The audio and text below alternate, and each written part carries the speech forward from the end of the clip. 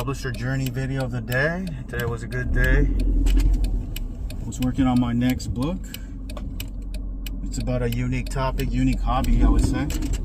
But and on top of that, I'm going to angle my book so my book stands out from the competitors in the marketplace for the longer run. It's not going to be just a generic nonfiction how-to guide.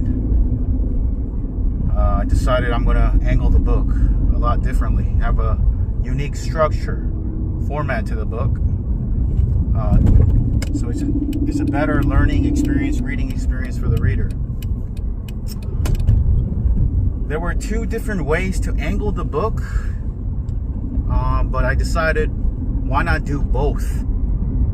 There was one experience back in the days, like Tony Robbins. He has a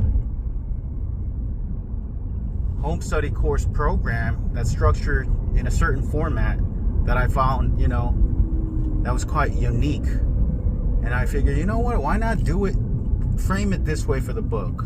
On top of that, there was another book. I went to the bookstore to do some research.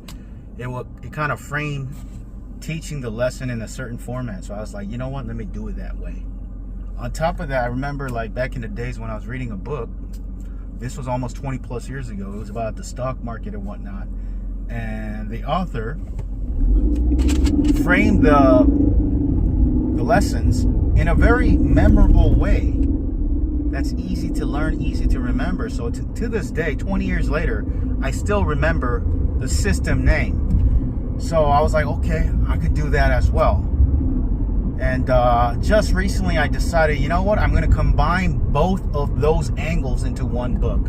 Instead of just choosing one angle, why not choose both of those angles into this book? So, because down the line in the future, I'm sure there's going to be somebody who's going to do it, one of the angles that I just talked about, that I had in mind, and someone else is going to do another angle. But why not? Why should I do both of those to make the book even angled even more? So whatever way, don't just limit yourself to having one angle for the book.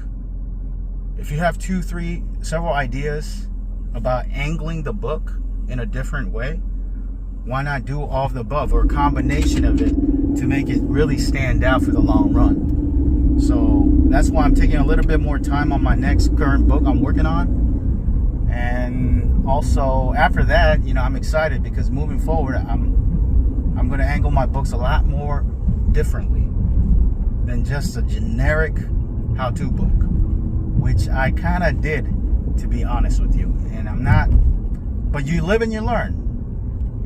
I kind of have a little bit of regrets looking back.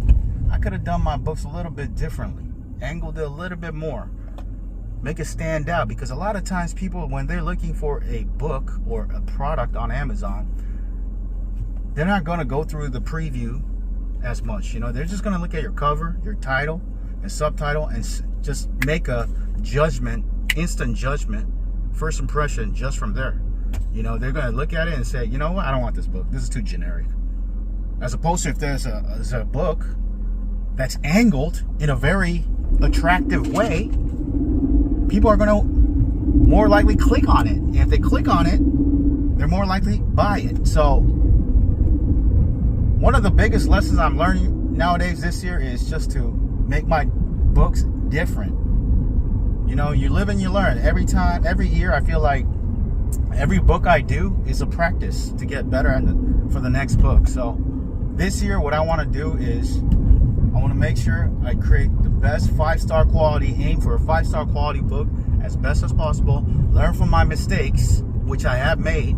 Everyone makes mistakes, but learn from them. Don't repeat those mistakes that I did in the past.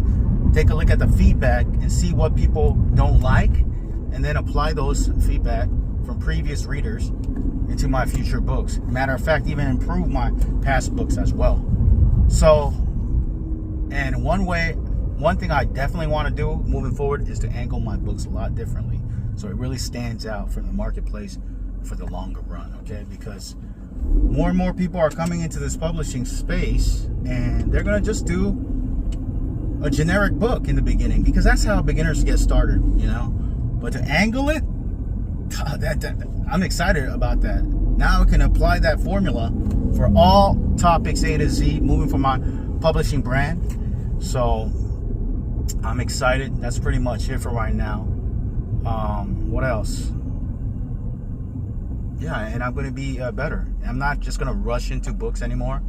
I'm going to take my time until I feel like, you know what? I did the best job I could with this book. Let's publish it. And then I'm moving on to the next book. I'm not just going to rush in terms of quantity of books now. I'm going to focus on quality. Because regardless, I'm still going to publish. My initial goal this year was to do 2 books a week, but I feel like that's a little too fast for me right now. You know? Do even 1 book a week is the ideal pace for me, for my style of doing publishing. Because the way I'm going to do it is I'm going to publish it out there. And it takes about a week, to be honest with you.